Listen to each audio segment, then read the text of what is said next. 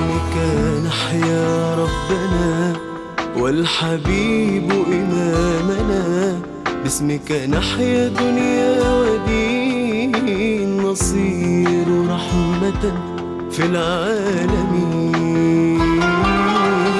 باسمك نحيا ربنا والحبيب إمامنا، باسمك نحيا دنيا ودين، نصير رحمة في العالمين.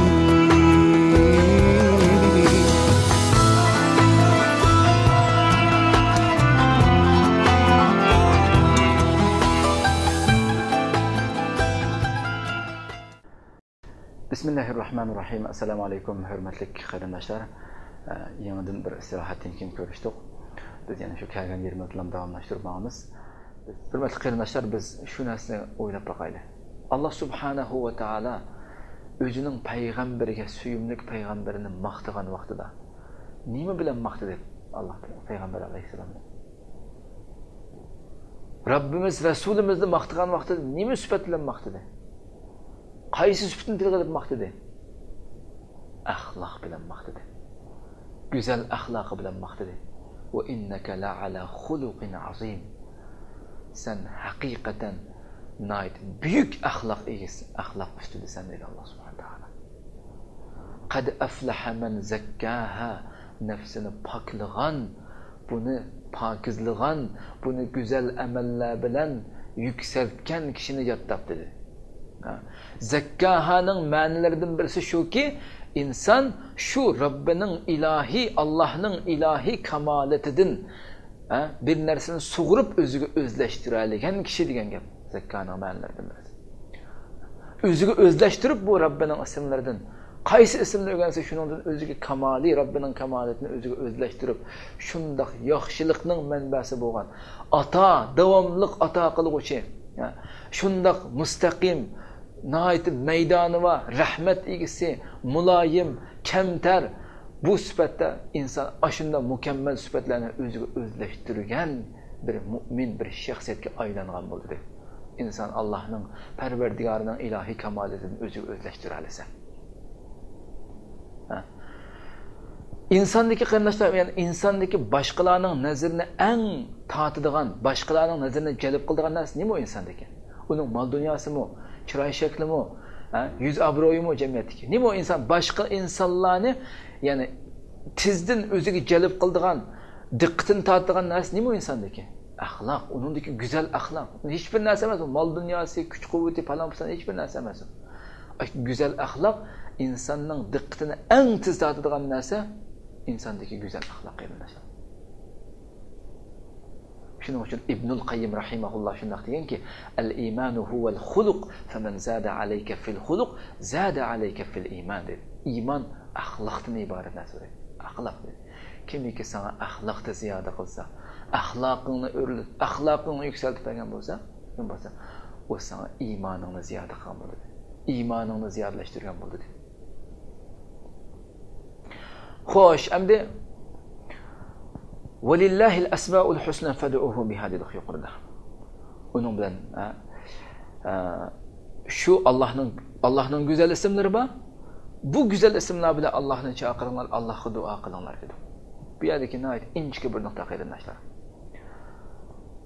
Bu ayetteki nait inçki nokta "Ed-dua'u huvel ibade." Dua ibadettir diyen bir nokta var. Allah onun bilen dua kılınlar dedi. Şu isimler bilen dua kılınlar, şu isimler bilen çağırın. Dua ibadet. Arkadaşlar şunu işine mesela dua ibadetinin yiliki, ibadetinin mınnısı desek şunu işine mesela. Hakikaten Peygamberimiz şunu diyen. Ed-dua'u muhul ibadet diyen Peygamber aleyhisselam. Yani bir rivayette ed-dua'u huvel ibadet etken. Dua o ibadet diyen Peygamber aleyhisselam. Bir rivayette ibadetinin yiliki, ibadetinin mınnısı diyen bolsa, yani bir rivayette duanın özü ibadet diyen Peygamber aleyhisselam. Belki Allah subhanahu ve taala dedi ki Sure Furqan'da "Kul ma ya'ba'u bikum rabbi lawla du'aukum." Aytqini Muhammed sallallahu aleyhi ve sellem Rabbim eğer sizlarning duayinglar bo'lmasa Rabbim sizlarga parvo qilmaydi dedi bu oyatda. O'ylab boqaylik. Buni tasavvur qilib boqayli. Agar sizlarning duoyinglar bo'lmasa, Rabbim sizlarga parvo qilmaydi degan Muhammad sallallohu alayhi vasallam. Ya'ni bir inson ma'lum bir tarafga qarab bir chaqasa, ya'ni u inson mutlaq ishinib turib, o'zi chaqirayotgan tarafda bir insonning borligini yo birisining borligini mavjud ekanligini bilib turib anda chaqirdi. Ya'ni qarshi chaqirayotgan tarafida hech qanday bir maxluqning insijinning yo'qligini, hech kimning yo'qligini bilib turib, ishonch qilib turib buningga sarang inson bo'lsa chaqirishi mumkin, ammo aqli joyida inson hargiz oldida yoki o'zi chaqirayotgan tarafda hech kimning yo'qligini bilib turib hargizmi chaqirmaydi birisini. Biz mu'min bo'lish sifatimizda Alloh subhanahu va taologa chaqirgan vaqtimizda, Allohga nido qilgan, Allohga duo qilgan vaqtimizda biz shuni mutlaq holatda, jazman holatda uning mavjud ekanligini, bor ekanligini, uning bizni anglab turayotganligini, so'zimizni anglaydiganligini, harakatlarimizni ko'rib turayotganligini, mayli biz yushirayli, oshkorlayli, butun ahvolimizdagi, qalblarimizdagi eng chunqur sirlarimizdan tortib bilib turayotganligini bilib turib anda duo qilamiz. Ya'ni hurmatli qarindoshlar, biz Alloh subhanahu va taologa mu'min bo'lish sifatimiz bilan Allohga duo qilgan vaqtimizda, uning oldimizda bor ekanligini, bizni ko'rib turganligini, bizni mutlaq anglab turganligini, bizning qaysi holatda ekanligimizni bilib, ichimizdagi, qalblarimizdagi eng chunqur sirlarimizdan tortib bilib turganligini, anglab turganligini, ahvolimizni ko'rib turganligini bilib turib, buningga mutlaq ishongan holatda Rabbimizga duo qilamiz. Rabbimizga duo qilamiz. Shuning uchun ulamolar deganki, Alloh alima ma kan va alima ma yakun va alima ma sayakun va alima ma lam yakun law kana kayfa kana yakun. Alloh subhanahu va taolo bo'p bo'lgan ishni bildi der. Bo'p bo'lgan, o'tib bo'lgan ishni bildi. Bo'layotganni bildi. Hozir bo'layotganni ham biladi Alloh subhanahu va taolo. Kelgusida bo'ladiganini biladi, bo'lmaganini agar bo'lsa qaysi shaklda bo'ladiganligini biladi Alloh subhanahu va taolo. Bo'p bo'lganni, hozir bo'layotganni, kelgusida bo'ladiganni va bo'lmaganni agar bo'p qolsa, shu ishning qaysi shaklda bo'ladiganligidan tortib Alloh eng mukammal shaklda bilguvchi Alloh subhanahu va taolo. Mana bunda Rabbimiz va qarindoshlar. Mana bunda ilohimiz va qarindoshlar. Shuning uchun Rabbimizga duo qilgan vaqtida ad-duo huval ibada degandek, ana shu mutlaq ishongan, qat'iy ishongan, Allohning bizni ko'rib, qarab turayotganligiga e'tiqod qilgan holatda, buni jazmlashtirgan holatda, hamma narsaga qodir ekanligini bilgan holatda, Rabbimizning butkul narsaga qodir ekanligi, ustimizdagi bizning kuchliklar, butkul qonunlarning ustida har qanday qonunlar uning qo'lida ekanligi, barliq kuchliklarmi uning qo'lida ekanligi, bizning ustimizdagilarning uning qo'lida, ostimizdagilarning uning qo'lida, atrofimizdagilarning uning qo'lida ekanligini, sog'lomligimizning uning qo'lida, rizqimizning uning qo'lida, ahli bola chaqalarimiz, avlodlarimizning uning qo'lida ekanligini bilib turgan asosda duo qilishimiz kerak. Hech kim bizga hech nima qilolmaydi Allohdan boshqa. Ana shunday Rabbimiz va qarindoshlar. Shuning uchun ma ta'allamatil abidu afdala min at-tauhid. Bandalar tavhiddan afzalroq bir narsa mumkin emas o'rganmagan, ham o'rganolmaydi. Tavhiddan afzalroq, buningdan ortiqroq esilroq bir narsa o'rganolmaydi.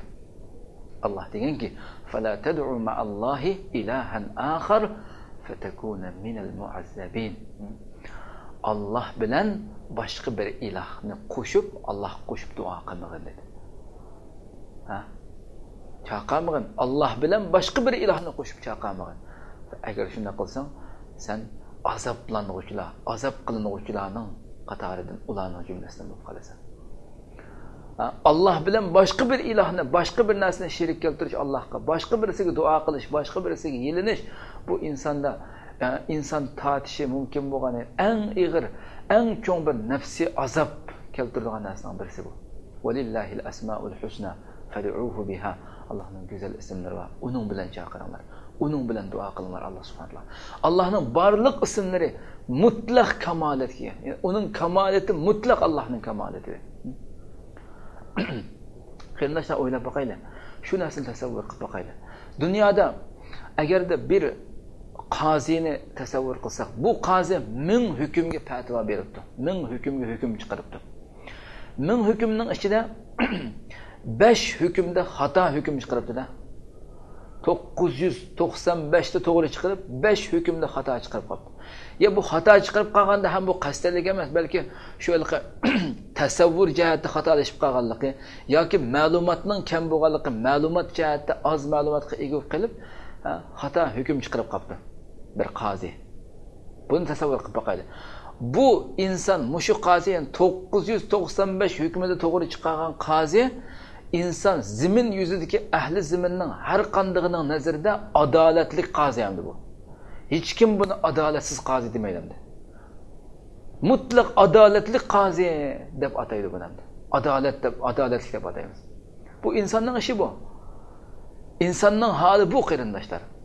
Lekin Xaliqul bashar insonning yaratquchisi bo'lgan Alloh subhanahu va taolaning ishi bo'lsa, Allah hiçbir ishida Allohning har qanday bir ishida bir emas, yani bir tırnaqchilik bir xatolik, bira nuqsonlik deydigan narsani topa olishimiz, sodir bo'lib qolishi million marra mumkin emas qarindosh.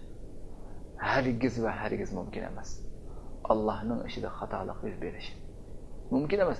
Allah'ın barlık afali hemmesi şunun için biz subhanallah deymiz yani. Şunun için subhanallah mutlak pak yani Allah subhanahu taala. Paktur her qandaq nuqsonlikdan mutlaq paktur Allah subhanahu taala. Her qandaq narsadan munazzah paktur Allah subhanahu taala.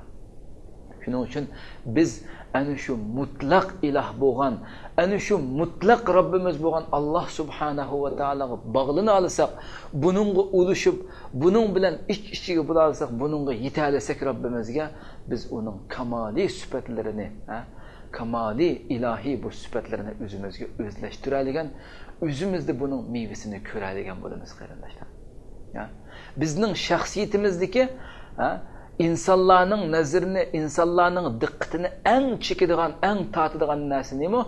Biz Rabbimizga bog'lanish bilan o'zimizni o'zlashtirgan, o'zimizning axloqiy yurish, turish, ish faoliyat so'zlarimizni o'zlashtirgan bu güzel xususiyatlarimiz, güzel axloqimiz insonlarning diqqatini en tatadigan, en diqqatini çekadigan narsa bu. Boshqa narsa emas. Oyatga qaytimiz. Yuqorida biz so'zlab o'tgan oyatga qaytimiz qarindoshlar. Allah فبما رحمة من الله لنت لهم ولو كنت فظا غليظ القلب لانفضوا من حولك فاعف عنهم واستغفر لهم وشاورهم في الأمر. Bu ayette şunu dedi. Ey Muhammed sallallahu aleyhi ve sellem, sen bizge bağlanış yolu arqali qalbingda qarar olgan muhabbet bilan, qalbingda qarar olgan muhabbet rahimdillik bilan ularga muloyim bo'lding dedi Allah subhanahu taala. Ularga muloyim bo'lib eding, ular atrofingga butunlay o'lashdi dedi. Ularga bunday muloyim bo'lding dedi. Andan keyin o'lashdi ulardan qachonqa. Agarda dal aksicha bizdan yiroq bo'lgan bo'lsang, bu vaqtda qalbing qasovat bilan to'lgan bo'ladi, qattiq bilan to'lgandan keyin tiling shunda qo'pol, qalbing qattiq bo'lgan bo'ladi. Agar shunday bo'lgan bo'lsang, ular atrofingdan albatta tarab ketgan bo'ladi dedi Alloh. Ulardan afu qilgan, ular uchun Allah subhanahu va taoladan mag'firat tilagan va ishlarda ular bilan maslahatlashgan edi. Yana bu oyatda qarindoshlar biz yuqoridagi oyatdan oladigan nihoyat inchki bir nuqta nima bu oyatni desak, bu oyatda shunday bir go'zal bir ishorat va qarindoshlar. Ya'ni ey payg'ambar dedi Allah subhanahu taolo bu yerda. Ey payg'ambar, sen butkul mahluqatning sayyidisan. Barliq mahluqatning sayyidi.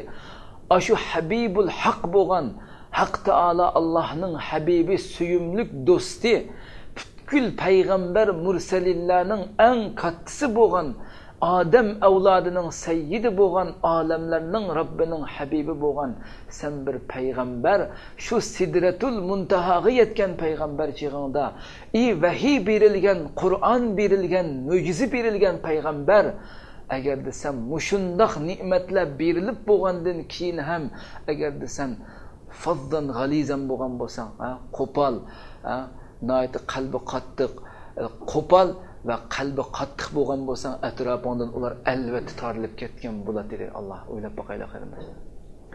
Sana shundoq ne'matlar berilgan turuqliq, yuqoridagi ne'matlarning hammasi. Shundoq bir payg'ambar turibsiz, agarda qo'pol, qalbi qattiq bo'lgan bo'lsang, atrofingdagilar albatta tarab ketgan bo'ladi dedi Alloh subhanahu va taolo. Agarda bu payg'ambarning holi bundoq bo'lsa, hech qanday mo'jizasi yo'q, vahiy nozil qilinmagan, hech qanday so'zlarda bayon, so'zlarda fasohat, so'zlarda ta'sirchanlik bo'lmagan odatdagi siz bizga o'xshash inson qanday bo'lmoqchi? Uning holi nima bo'lmoqchi qanday o'ylab boqaylik. Shuning uchun nima uchun qo'pollik qilamiz endi? Qo'pollik nima uchun? Kimki man amara bi ma'ruf falyakun amruhu bi ma'ruf degan bir so'z bor. Kimki yaxshilikqa buyursa, uning bu yaxshilikqa buyurgan amali bu ishi ham yaxshilik bilan bo'lsin dedi. Oyatda deylik: "Fa idallazi baynaka va baynahu adawatun ka'annahu waliyyun hamim." Oyatning beshida Alloh subhanahu va taolo yaxshilik bilan yomonlik o'xshay barobar bo'lmaydi. Idfa billati hiya ahsan. Sen yomonlikni yaxshilik bilan raddiya qaytarib, yomonlikqa ham, yomon ishqa ham yaxshilik bilan raddiya qaytargan deb kelib, fa idallazi agar shunday qilsang, fa idallazi baynaka va baynahu adawatun ka'annahu waliyyun hamim. O'ttiranda sen bilan o'ttiranda adovat bor, o'chmanlik bor kishi ham xuddi sening ajoyib yaqin sirdosh do'sting o'xshayib qoldi dedi Alloh subhanahu va taolo. Shuning uchun qarindoshlar, da'vatning axloqi bilan, Alloh yo'liga da'vat qilishning axloqi bilan jihad axloqining o'rtasida farq bor qarindoshlar. Alloh yuqoridagi oyatda dedi: agarda bir inson faidallazi baynaka va baynahu adawatun ka'annahu waliyyun hamim, bir da'vatchi agarda o'ttirda adomat bor bir kishiga ham shundoq yaqin do'stiga o'xshash, sirdosh do'stiga o'xshash muomala qilmasa da'vatda, u talab qilingan darajada emas u. Hargiz talab qilingan darajada emas degan narsani bildirmoqchi bizga. Shu jamiyatda shu qadar ko'p xatoliklar aralashib ketishlikka bu yerda da'vat yana da'vat axloqi bilan jihad axloqining o'rtasida nurg'unlagan bir-birisiga aralashtirib o'tish maydoniga keraklik. Aralashtirib o'tish maydoniga kerak. Alloh faidallazi baynaka va baynahu adawatun ka'annahu waliyyun hamim deydi. Da'vat axloqi haqida deylik. Da'vatning axloqi bu shaklda bo'lishi kerak. Nayt muloyim, go'zal shaklda bo'lishi kerakki, agar shunday qilsak, o'ttirmizda adomat bor kishi ham nayt sirdosh do'stimizga o'xshash, sirdosh do'stimga o'xshayib qoldi dedik. Jihadning axloqi shu: ya ayyuhan nabiyyu jahidil kuffara wal munafiqina waghluz alayhim. Ey payg'ambar, kofirlar va munofiqlar bilan jihad qilgan dedi. Va ularga qo'pollik qilgan dedi. Qo'pol muomala qilgan ularga. O'ylab qo'ying. Mana bu jihadning axloqi bu. Jihadda bunday bo'lish kerak. Ammo eng cho'ng xatolik nima desa, jihadning axloqini da'vatning o'rnida ishlatib qilishimiz eng cho'ng xatolik, yuz berayotgan xatolik. Alloh o'zining payg'ambariga ham "Walau kunta faddan ghalizal qalbi lan faddu min hawlik" deyishlik. Agarda qo'pol, qalbi qattiq bu shaklda bo'lgan bo'lsa, atrofingdan albatta tarab ketgan bo'ladi dedi. Allohning ana shu ulug' payg'ambariga shunday deydi. Biz kim o qarindoshlar? Uning oldida biz nima? Shuning uchun biz da'vatlarimizda chuqum, nihoyat muloyim da'vatni da'vat shaklida, jihad shaklida bo'lishi kerak qarindoshlar. Bu nihoyat muhim bir mazmun. Qarindoshlar, biz shu narsa aniq bo'lishi kerakki, Alloh subhanahu va taolo bizga rahmat qilish uchun yaratdi bizni. Bizga rahim qilish, bizga kuyinish, bizga rahmat qilish uchun yaratdi Alloh subhanahu va taolo. Illa man rahima robbuka va lizalika xalaqahum. Ana shuning uchun yaratdi dedi Alloh subhanahu va taolo. Rahmat uchun yaratdi Alloh subhanahu va taolo bizni. Asar fil asar al-qudusi, yana hadis qudusi shaklida kelgan asarda shunday kelganki: "Law ya'lamu al-mu'riduna intizari lahum wa shawqi ila tarki ma'asihim lataqatta'at awsaluhum min hubbi wa lamatu shawqan ilayya." هذه إرادتي بالمعرضين فكيف بالمقبلين. Agarda mendan yuz o'rayotgan, mening yo'limdan yiroq bo'lgan, bu dindan yiroq bo'lgan, yuz o'rayotgan, har xil tengirqash yo'llarda, xato yo'llarda ketayotgan kishilar mening ularni kutayotganligimni bilgan bo'lsa dedi. Alloh. Mening ularni kutayotganligimni bilgan bo'lsa va mening ularning shu o'zlarining shu jinoyatlarini tashlashga bo'lgan ishtiyoqim, tashlasa bo'ladi deb shu orzu umidlarim, shuningga bo'lgan ishtiyoqimni bilgan bo'lsa, ularning butun bo'g'im uygulari mening muhabbatimdan, menga bo'lgan muhabbatim parcha-parcha ketgan bo'ladi. Pari ketgan bo'ladi dedi. O'ylab boqaylik. Robbimizning bandalarga bo'lgan, bizga bo'lgan rahimdilligi qarab boqaylik qarindoshlar. Agarda yuz o'riyotgan, mendan yuz o'riyotgan kishilar ham mening ularga bo'lgan, mening ularni kutayotganligim, gunohlarini tashlab, jinoyatlarini tashlab men tarafga qaytishini kutayotganligim, shuningga bo'lgan ishtiyoqimni bilgan bo'lsa, ular menga bo'lgan muhabbatda ularning butkul uygulari, bo'g'imlari pari ketgan bo'ladi. Va menga ishtiyoq bog'lab mening muhabbatimda o'lgan bo'ladi dedi Alloh subhanahu va taolo. Bu mening mendan yuz o'rganlarga bo'lgan irodam bu bo'lsa, menga yuzlangan kishilarga qandoq bo'laman deydi Alloh subhanahu va taolo. Mendan yuz o'rib ketayotgan har xil yo'llarda mengayotganlarga irodam bu bo'lsa, fa kayfa bil muqbilin. Menga yuz keltirib, men tarafga yugurayotgan bularga mening qandoq bo'ladi? Bularga bo'lgan rahmatim, bularga bo'lgan muhabbatim qandoq bo'ladi deb o'ylab boqaylik qarindoshlar. Robbimiz bizga qanchalik muhabbat bog'laydigan, qanchalik yaxshi ko'radigan bizni qarindoshlar. Bizni ana shunday yaxshi ko'radigan Robbimizga biz nima qila oldik? Ana shunday Robbimizni yaxshi ko'rishga loyiq emasmi shu Robbimiz? Agarda bir banda ruku qilgan holatida ya Robbi desa, yaqulullohu lahu, Alloh uningga labbayka ya abdi. Bandam, men tayyor, men sizning qashingga keldim. Nima deysa ey Robbim deydi. Agarda fa iza qala al-abdu wa huwa sajid, agar bir banda sajda turib ya Robbi desa, ey Robbim deb sajdada turib desa, yaqulullohu labbayka ya abdi.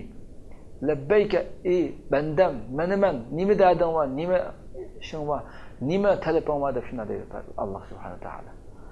Agarda fa iza qala al-abdu wa huwa aasin, bir inson jinoyat o'tkazib qilib,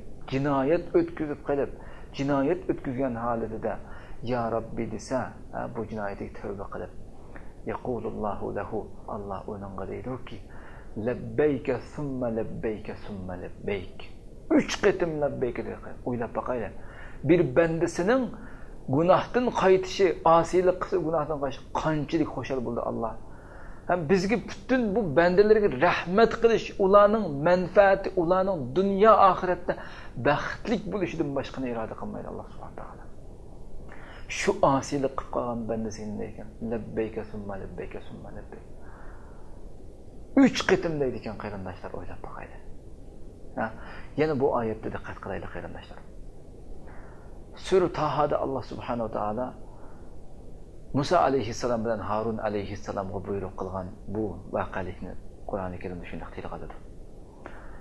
İzhaba ila fir'auna innahu tagha faqula lahu qawlan layyina.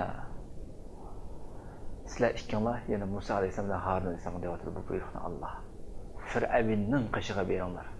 U chakdan oshdi, u yo'ldan chiqdi, u tajovuzchilik qildi.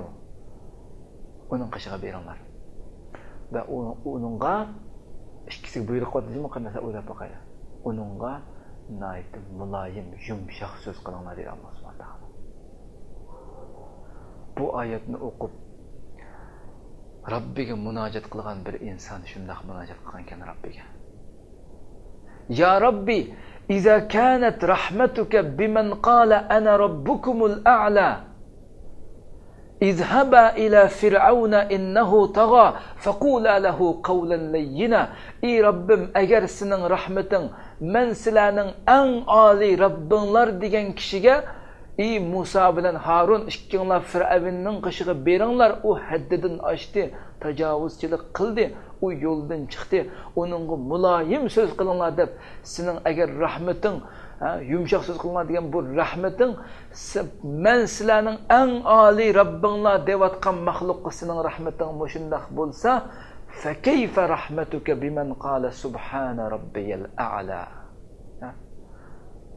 Sening rahmating ana robbukumul a'la, men sizlarning eng oliy Robbinglar degan maxluqqa rahmating bu bo'lsa, Subhana robbiyal a'la degan kishiga sizning rahmating qandoqdir ey Robbim deb munojat qilgan ekan.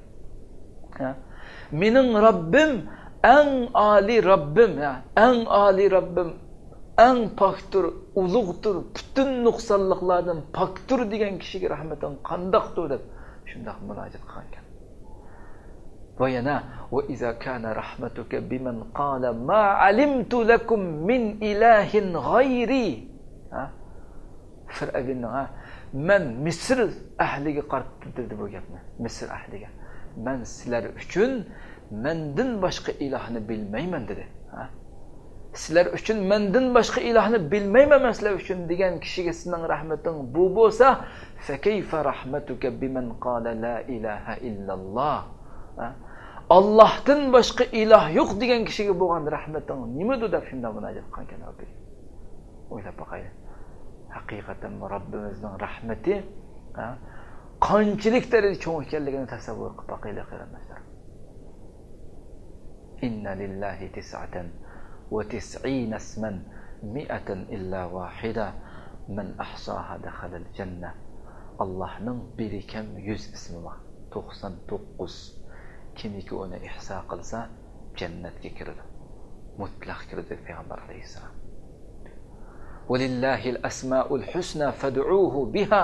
Allohning go'zal ismlari bor. Bu ismlar bilan chaqiringlar buni. Bu ismlar bilan duo qilinglar. Demak qarindoshlar, xulos qilib xotima shaklda essak, ana shu Robbimizni tunayli. Uni haqiqiy ravishda biz ismlarini butkul barliq go'zal ism sifatlarini haqiqiy ravishda tunayli. Uning manhaj, uning ko'rsatmasi, uning dinini haqiqiy ravishda tunayli qarindoshlar. Bizning talab qilingan bo'yicha tunayli va o'zimizni bu ammaratun bisuyan gunohlarga, shahvatlarimiz, har tarafga shaytonlar, atrofimizdagi nurg'un fikrlar bizni davomli Allohning yo'lidan chiqishga, Allohning yo'lidan ozdirishga bizni undab turadi. Biz shundoq muhitda, shundoq jamiyatda yashayapmiz. Shundoq jamiyatda o'zimizning nafsini Alloh subhanahu va taolaning itoatiga yuzlantiraylik. Buningga ko'ndiraylik. Buningda charchitaylik nafsimizni. Allah subhanahu va taolaga go'zal, yaxshi amallarimiz bilan uningga yaqinlashaylik. Allohga bog'lanaylik qarindoshlar. Agarda biz Robbimizga bog'lana olsak, Robbimizga haqiqiy yaqin bo'la olsak, biz uning ana shu ilohiy sifatlari, ana shu 99 ismida bayon qilinadigan shu ilohiy kamolati, ilohiy sifatlarini o'zimizning ruhida bu har bir sifatlardan o'zimizga bir meva elib, o'zimizga bir nisiva elib, o'zimizni o'zlashtira olamiz. Robbimizga bog'lana olsak qarindoshlar. Ana shu vaqtda Robbimizga haqiqiy bog'lana olgan vaqtimizda bizdagi kul amallarimiz, barliq kamtarligimiz bo'lsin, barliq muloyimligimiz bo'lsin, axloqimiz bo'lsin, hammasi yasalma shaklda bo'lishdan qutuladi bu vaqtda. Har qanday amalimiz yasalma bo'lishdan qutulib, qin-qinimizga singib ketgan holatda chiqadi bizning. Butun yurish-turishlarimiz, so'zlarimiz hammasi ishimizdan urg'ib chiqqan qinimizdan chiqadi vaqt. Yasalmalikdan qutuladi bu vaqtda. Kamoliy sifatlarning hammasi ichimizga bizning qin-qinimizga singib ketadi bu vaqtda. Robbimizga bog'lanadigan vaqtimizda. Bizdagi muloyimlikmi, kamtarlikmi, mehribonlikmi, insofmi, adolatmi, hikmatmi, hamma narsa bizda haqiqiy qin-qinimizga singib ketgan bo'ladi. Bo'lmasa, u yasalmalikdan iborat. Robbimizni bilmay turib, uni tushunmay turib, uni cho'nqur his qilmay turib bo'lgan ishlarning hammasi yasalmalikdan iborat. O'zimizni zo'rlab qilamiz faqat. Shuning uchun qarindoshlar, biz Robbimizga haqiqiy bog'lansak, Robbimizni zikr qilsak, biz eng boshda so'zlagandek wala zikrullohi akbar degandek biz Robbimizni aslaymiz, Robbimizga bog'lanib, Robbimizga haqiqiy ulashsak, biz Robbimizni qana qilamiz, aslaymiz, Robbimizni zikr qilamiz. Lekin shu narsa esimizdan chiqmasligi kerakki, bizning Robbimizni zikr qilishimizdan Robbimizning bizni zikr qilishi necha million hassa katta qarindoshlar, o'ylab boqaylik. Chunki biz shu Robbimizga bog'lana olsak, uningga rasmiy shaklda, talab qilingan shaklda biz Robbimiz kutgan yerdan chiqa olsak, biz Robbimiz bizni aslaydi. Robbimiz bizga u vaqtida qanday qildi? Wala zikrullohi akbar bu yerda namoyon qildi. Robbimizning bizni aslashini bilan bo'ldi. Rabbimiz bizni aslab qolsa, o vaqtda bizga o'ziga yaqin bo'lishdan iborat bu ne'matni bizga ato qiladi. Bizga baxt, saodat ne'matini ato qildi. Bizga rozi bo'lish ne'matini ato qildi. Bizga ishonch ato qildi. Bizga xotirjamlik ato qildi. Bularning hammasi eng cho'ng ne'matlar emas faqat. Buningsiz inson dunyoda har qancha nimaning ichida yashasa ham baxtni his qila oladi ekan, mumkin emas qarindoshlar. Bu narsani ato qilgan gap. Shuning uchun qarindoshlar, biz ilgirki sonimizda biz muqaddima shaklda sungan bo'ldik. Bu qatimliq programmamizda biz ana shu Robbimizning 99 go'zal shu ism bog'chisiga kirish uchun biz asmaulloh, ya'ni Allohning shu 99 ism haqida so'zlangan Buxoriy va Muslimda tilga olingan bu eng sahihligi, eng yuqori darajada bo'lgan inna lillahi 99 isman degan bu hadis va lillahi al-asmaul husna fad'uuhu biha degan bu oyat atrofida biroz tafsiliy holatda to'xtalib, asmaullahil husna, Allohning go'zal ismlariga kirish uchun bir hozirlikni, bir boshlang'ichni besib o'tgan bo'ldik. Allohning rahmati bilan inshaalloh Allah subhanahu va taolo kelar qatimqi sonimizgacha agar umr bersa bizga inshaalloh Rabbimizning shu go'zal ismlaridan birdan uzishga va birdan ana shu ismlar bizdan talab qilingan shaklda o'zimizdan shu ismlardan bir meva nisibini o'zimizga elib, o'zimizni o'zlashtirish uchun harakat qilish uchun qo'limizdan kelishicha tirishimiz. Alloh subhanahu va taolo bizni mahrumlarning qatorida qilmay, ana shu o'ziga bog'langan, o'zini haqiqiy tonigan, o'zining roziligi uchun barliq amallarini, barliq dunyodagi ishlarini, kech kunduzdagi barliq faoliyatlarini shu o'zining roziligi uchun qiladigan mu'minlardan qilishini Allohning Rabbimizning tuvanchilik bilan tilaymiz qarindoshlar. Shuning bilan bugungi ikkinchi son Asmaullahil husna programmamiz bu yerda oxirlashdi. İnşallah kelar qatimqi sonimizda ko'rishgacha sizlarni ana shu Janobi Allohga topshiraman. Wa akhiru da'wana anil hamdulillahi robbil alamin wa sallallohu ala sayyidina Muhammad wa ala alihi wa ashabihi ajma'in. Assalomu alaykum va rahmatulloh. باسمك نحيا ربنا والحبيب إمامنا، باسمك نحيا دنيا ودين، نصير رحمة في العالمين. باسمك نحيا ربنا والحبيب إمامنا، باسمك نحيا دنيا ودين، نصير رحمة في العالمين.